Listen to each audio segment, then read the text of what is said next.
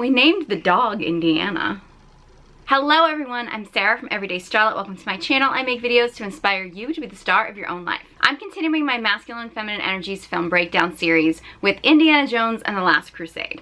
This is actually sort of a Father's Day edition, I would say. I was going to actually break down all the Indiana Jones movies, but I didn't have time to watch them all, and I really wanted to do the Last Crusade because that's kind of the iconic father-son duo of Harrison Ford as Indiana Jones and the legendary Sean Connery as his father. And that's actually my favorite Indiana Jones movie simply because Sean Connery just makes everything better, doesn't he? For those of you Sex and the City fans, every time I see him, all I think about is that Miranda line when they ask, like, what famous movie stars you'd want to sleep with, and she's like, Sean Connery. Yesterday, today, and tomorrow.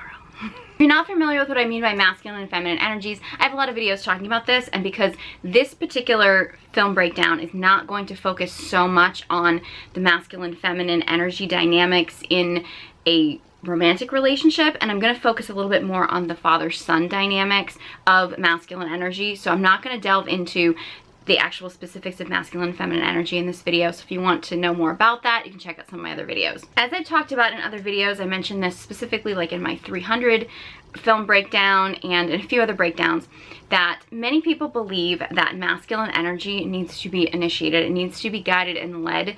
Like, boys don't naturally evolve into masculine beings. They need masculine elders and healthy masculine leaders in order to guide them into manhood. I would go so far as to say that I think the biggest problem we have today in our society is the lack of healthy masculine leadership. So we have a lot of grown men nowadays who really never got fully initiated into the fullness of their healthy masculine energy, and a lot of them are walking around with very wounded masculine energy, or, you know, wounded feminine energy, or just not stepping into the best version of their healthy masculine energy. Now, many cultures believe that it is not solely the father that does the initiation, that usually there are masculine elders that lead the young boys into their masculinity. However, father figures are still a huge part of that process, and our lack of, in some cases, father figures at all, and in some cases healthy father figures, has been a huge issue in our current society for young boys and for young girls. But in this video, I'm going to focus on the dynamic between father and son, because I do think that the relationship between Henry Jones, the father, played by Sean Connery, and Indiana Jones, or Jr., played by Harrison Ford, gives a lot of, I mean, it's very stereotypical. I mean, it's just supposed to be a fun action movie. So a lot of this stuff is very stereotypical, but I think it really is poignant when you see it in a film situation and you see some of these scenes and the way that they word these things, because they are so common, that I think maybe sometimes seeing it in film can help people see what's really going on in their own lives, or that has gone on in their own lives. I don't know if I'll be able to put film clips in this video because YouTube is weird about that, but I always put little mini breakdowns of some of these film clips on my TikTok. If you want to check that out there, the details are in the description box below. Both Henry Jones and Indiana Jones are obviously professors. They're into archaeology, they're very into history. However, Indiana Jones is basically a field guy and his father is an academic. However, Indiana Jones finds out that his father has been on a quest for the Holy Grail, and that he has somehow gone missing, and they want Indiana Jones to go find and rescue his father. At the beginning of the film, you actually see a young Indiana Jones trying to protect an artifact, an archaeological find, and get it away from the bad guys, and he ends up running to his father to ask his father for help, and you don't actually see his father on the screen. You just kind of get an image of him, and he's focused on the Grail. He's focused on his studies, he's focused on drawing, he's so focused on this one thing, and he basically like keeps kind of brushing off Indiana Jones. He just keeps brushing him off, tells him to count to 20 or count to 10, I think it was, I forget. He tells him to count, and then he wants him to count in Greek, and isn't paying attention to his son, and you can tell that his son resents that. His son resents the fact that his father wasn't giving him enough attention. Probably many of us can relate to that scenario, little boys and little girls, of not feeling that they're getting enough of their father's attention. At one point when Indiana Jones actually finds his father, and his father thinks that he's the enemy and decides to smash a vase over his head, and because he thinks he's the bad guy. Indiana Jones is kind of like, you know, in my head. And the father realizes that it's like a Ming vase and is all disappointed that he actually damaged what he thought was a Ming vase, and then realizes that it's fake, and he's like, oh, I guess it's fine. Like, the fact that he just hit his son over the head is kind of irrelevant to him. Kind of goes to show that the father's focus is so much on history and archaeology and things like that, that he's just sort of not so much focused on his son. Now, that's very typical of the masculine. Not saying it's the healthiest thing, but masculine energy is very focused on a purpose. It usually is focused on some kind of a passion and purpose in life. And masculine energy can very easily tune out everything else around him. I think probably every woman has had an experience where you're talking to a guy and you think he's listening, but his mind or his eyes or something is somewhere else and nothing sinks in. It's because for men, they need to focus on one thing at a time. And very often that thing is their purpose in life, their drive, their passion. And in this case, the point where even hitting his son over the head with a vase is not as important as the historical or possible historical significance of the vase itself. It's comical, yes, but I do think it's very evident that when somebody is really strong in their masculine energy, those relationships and those interactions, those connections are just kind of irrelevant. You know, when the masculine is focused on a passion and purpose, there is no one else. There is nobody else around them.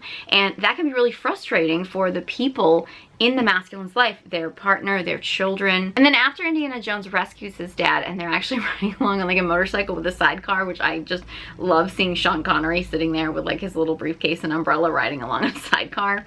Gotta say, something about that I just find really funny. At the end of the chase, when they kind of like get rid of the bad guys, they're sitting there and having a conversation, and it's really a poignant conversation where Indiana Jones basically, you know, tells his father that he doesn't feel like he paid enough attention to him, and basically said he never understood his obsession with history and the archaeology and things, and he says, and mom didn't either. And it's interesting how Henry points out that she did understand, and she understood too well, but that she just hid her illness. And you find out that Indiana Jones's mom died when he was very young, and it was pretty much just him and his father. And you can tell that Henry, like he said, all I could do was mourn for her.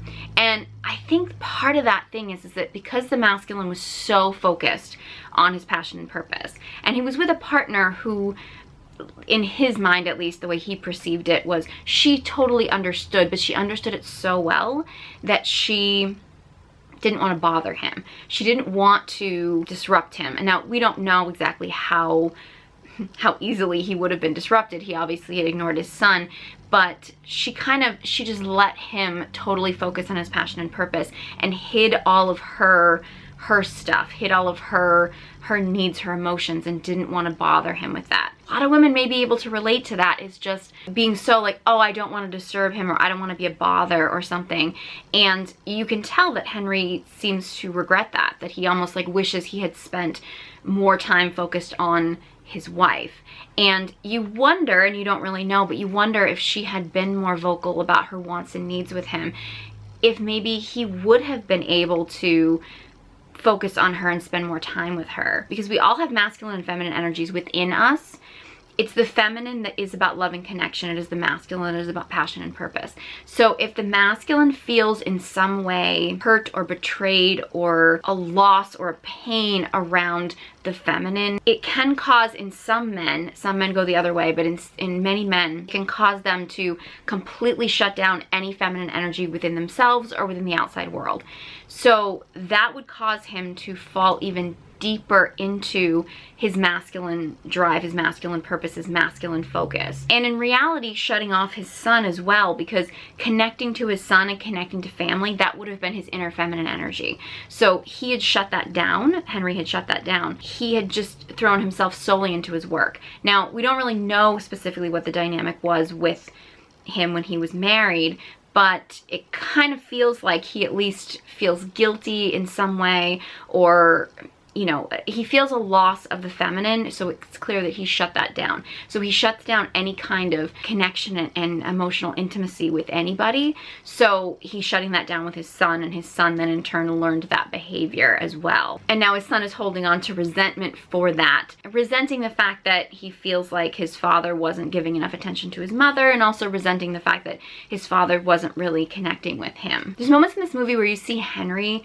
have this like expression of being very impressed by something that Indiana is doing. And then you also see moments where Indiana gets really impressed by something that Henry is doing. And it's this really nice back and forth where it's this father-son who haven't really had much to do with each other over the years, who are actually, they're both being impressed by the skills and talents and strength and abilities of the other one throughout the film. And I think those are really nice moments to see. They're subtle, but they're really nice to pick up on. And there's a really nice moment with a conversation between the two of them on the blimp where Indiana Jones is trying to connect with his father and basically say, look, you know, we haven't really talked, we haven't connected. You've been way more interested in the figures in history and your archaeology than you ever were in me. And it's interesting how Henry makes some very sort of subtle points. He's very resistant to connect with his son, but he makes a comment about like, well, you left just when you were getting interesting. You know, Henry's way of connecting was he wanted to connect with his son with the things that he was passionate about. It wasn't necessarily like he said, I was a good father, I didn't tell you what to do. Like, he really didn't give his son any discipline because that just wasn't his thing. I would argue those things are important in being a father, is giving your son discipline and teaching your son discipline and not just letting them be a complete, you know, free spirit. I think that those things are important. However, you could tell that the way that Henry wanted to express his love with his son was when his son got old enough to be interested in the things that Henry was passionate about. Because for the masculine, oftentimes sharing the things that he is passionate about, like the masculine's, you know, passion and purpose is really his reason for living. So the ultimate thing that the masculine can share with another person, whether it be a partner, whether it be his child, is his passion and purpose. So if he wants to share that with somebody, that's kind of the ultimate compliment. But oftentimes the person, whether it be the partner, the child, the family member of some kind, oftentimes they don't necessarily see it. They may need that love and connection in a different way. But for the masculine, being willing to share their passion and purpose with someone is really the ultimate compliment. It's the ultimate form of love and connection. It's like, this is my world. This is the most important thing with me. Let me share this with you. And that's one of the reasons why I always encourage people, whether it be with a parent or whether it be in an intimate relationship, if a masculine core being wants to share their passion and purpose with you, even if you're not necessarily that interested in it, it's a huge compliment. It's them wanting to share their life, their passion, their life's purpose with you. And if you really love that person and you want to connect with them, then I suggest being open to that, being open to listening to them, to talking to them about it, because like that's how many masculine people need to connect, is through their passion and purpose. There's also a moment when they think that Indiana Jones has died, and you know, Henry and two of the other men are standing there and they're staring down at this tank that has like toppled over, and they think that Indiana is in it, and they're basically mourning because they think that they've lost him. Henry is basically like, I should have spent more time with him, like 5 minutes would have been enough. Because the feminine, I'm not saying that Indiana Jones is feminine at all. He has more feminine energy in him than his father. He wants more love and connection, whereas his father is more closed off to that. So his father is solely in his masculine energy, whereas Indiana Jones is a little bit more balanced. He's a masculine character, but he has more connection to his inner feminine. Like, he wants more love and connection. So when you have a masculine partner or a masculine being or someone you're in a relationship with that is heavily masculine, they tend to be the presence, and the feminine is the one that really wants the attention. And in this particular situation, it is a father-son situation where the son, his emotional side, his feminine side, wants love and connection from his father. He wants his father's presence and he wants his father's attention. The thing that people don't realize necessarily, because the feminine in all of us is always going to want more. We're always going to want more attention. We're always going to want more from the masculine. However, it's really quality over quantity. And that's where I think that this line is kind of poignant, because at the end of the day, if his father, if Henry had given Indiana 5 minutes of complete and total presence, Indiana probably would have been more satisfied than his father just sort of sitting there and just being around him for 5 hours, because it's focused presence. It's not about the amount of time that you spend with somebody, it's the amount of presence you have. So if a masculine being, whether it be with his partner, whether it be with his child, whether it be with anybody, can give that person just 5 minutes of total solid presence, it's going to feel more powerful than just sort of sitting around and being with someone for hours and hours on end. That's not to say that, you know, particularly if you have a feminine partner, that 5 minutes, you're gonna be like, ooh, but I want more. I want more presence from that 5 minutes. However, that 5 minutes of really solid presence is going to satisfy the feminine a lot more. And while she might yearn for more, she'll still feel the fullness of that 5 minutes. Whereas if it just becomes like, say, 5 hours of just sort of like partial attention, she's not going to feel satisfied at all, and that's when it's going to start to become neediness, or she's going to start to feel more resentful. That's common in a romantic partnership, but that can work too in you know, a father-child dynamic, whereas just that solid 5 minutes of presence is going to be more fulfilling than somebody just being around someone for hours on end. Now, of course, the symbolism in this whole movie is essentially they're searching for the Holy Grail. They're searching for the cup that Jesus drank from at the Last Supper. And of course, you can't really have a discussion about anything that has to do with the story of Jesus and not talk about a father-son dynamic. So the fact that they're kind of mirroring this quest to find the Holy Grail, it's very much symbolic of the fact that you have Henry the father, who is sort of this sort of masculine divine being, so to speak. I'd say Sean Connery is a pretty divine being. And then you have the son who is taking over and going on this quest. I mean, there's so many parallels there between the father and son. And I'm not a theologist. I just have a Catholic school education, so I'm not exactly somebody to talk about a lot of the depth as far as, you know, the whole religious aspect of things. But I do think there's a really interesting dynamic when you see, especially when they actually find the place where the Grail is located, and they have all of these sort of different riddles and things that you have to go to kind of get through all of the traps that have been set so that not just anyone can go and show up and take the Grail. There's kind of like all of these lessons that are really like lessons in masculinity, if you think about it. There's the idea of being humble and having to kneel before God, which could be, you know, symbolic of the divine in whatever way you want to look at it, but it's that humbleness, it's that masculine without the arrogance, which I think is one of the things that we lose a lot of times in our modern day idea of masculinity. We think of masculinity as being very arrogant, whereas in reality, masculinity doesn't have to be arrogant, doesn't have to be showy, it doesn't have to be, because usually like healthy masculine energy is so grounded in its confidence that it can be humble to a greater power, to, you know, a higher power, whatever your belief system is. It doesn't have to be showy. In fact, that showiness, that arrogance is actually not very healthy masculine energy at all. There's the idea of the name of God. You know, I mean, obviously your father gives you your name, if you think about it. And then of course the last one is having faith. All these things are very connected to a divine, to a higher power. This doesn't necessarily have to be tied to an organized religion of any kind, but masculinity in general tends to need a higher power and a higher purpose as part of being a healthy masculine. I think that that's all a part of it, and I don't necessarily think that it needs to subscribe to a certain religion, but this concept of a higher power, I think, and you know, the masculine is the leader, but you know, the masculine has a leader, and kind of the idea that there's a divine purpose, there's a divine masculine that is really leading through masculine beings. And I'm getting really symbolic here, but yeah, I think that there is a real correlation to the idea of, you know, I mean, that you've got like God and Jesus paralleled between Henry and Indiana, and Henry who's kind of like guiding Indiana through this maze. So it's sort of like the father-son, and the father is guiding the son, which is, you know, all very biblical. And then of course at the end, everything starts to fall apart, and the Grail ends up falling kind of between the cracks in the ground. The floor kind of starts to break open, and Indiana's trying to reach for the Grail because he wants to catch the Grail. And Elsa, who's another character I'll get to in a minute, has tried to grab it, and she's fallen to her death. And so Henry is trying to rescue Indiana from falling to his death, and Indiana's trying to grab the Grail, and the father is like, let it go. Henry's like, let it go. And he looks at him, and he's, you know, Junior, because throughout the whole film, the symbolism is that Henry has been calling Indiana Junior, Henry Jones Jr., whereas Indiana has given himself the name Indiana Jones. So the father keeps calling him Junior.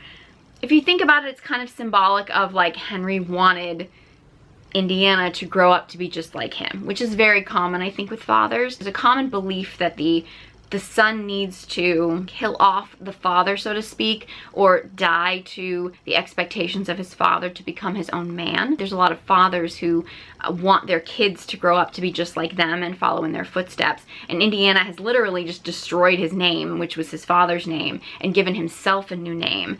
And now you had, throughout the whole film, Henry kept calling Indiana Jr. kind of as this expectation of, you're gonna be just like me. And then at the end, when Henry is trying to, you know, rescue Indiana and like get him to climb up and get him to come back and like let go of the Grail, which the Grail was Henry's Grail. I mean, it literally was Henry's quest, and Henry is like, let it go, you're more important. It's that moment where Henry finally opens up to wanting the love and connection with his son, and realizing that putting his son before his true passion and purpose. And at that moment, to get Indiana's attention, he stops calling him Junior and he calls him Indiana. And it's like that moment of, first of all, it wakes up Indiana, because it wakes him up and makes him realize, like, hey, my father is serious in this moment. And you know, is paying attention to me, which is what I've always wanted. And also, it's really Henry's way of accepting that Indiana is his own person, and also of letting him know that it's okay for him to not follow his quest, because Henry's focus was finding this Holy Grail, and Henry doesn't want Indiana to lose his life as much as Henry has sacrificed so much in his life for this Grail. He doesn't want Indiana to actually sacrifice his whole life just to get this Grail. And in honesty, this is really what this movie's about. I mean, the fact that Sean Connery can make it so cool taking an umbrella and chasing at birds in order to save the day. You don't get cooler than Sean Connery, I'm sorry, you just don't. This movie really was about the two of them, and that's really the best part of it for me. There was a character, Elsa, who was kind of a undercover person who had kind of seduced both of them, and I have to admit, because of the time period, it was like, it took place in 1938. I loved her look with the blonde wavy hair and the red lip. That's why I'm kind of going for that look here. Elsa was kind of like, you thought she was a good guy and then she turned out to be a bad guy, and then she was kind of helpful, but then she wasn't helpful. I mean, she was kind of, you never really knew what side she was on. She was kind of in it for herself. I do think it's kind of interesting, of course, at the end of the film, like, she's the one that tries to take the Grail and ends up having the floors open up and whatever, and a lot of biblical stuff tends to like to blame the woman, right? So we won't even get into that aspect of it because she wasn't really like the huge part of the story. I did think there was one scene that was the scene where her and Indiana hooked up, where they kind of were fighting, and Indiana was like, I don't like fast women, and she's like, I don't like arrogant men, and then they end up hooking up. I just think that that's, I mean, it's kind of a throwaway scene, but I just think it's really symbolic of the fact that it's very often the thing that we complain about or shame in other people is the thing that we're actually attracted to. Because where our attention goes is usually where our attraction is. So that's, again, it's just kind of, it's not the main focus of this breakdown in this movie, but I just thought that that one individual scene was kind of symbolic of something that I like to say often, is that, you know, again, where our attention goes is usually what we're attracted to. So men are shaming fast women, or women are shaming arrogant men. It's typically a sign that that's actually what we're attracted to.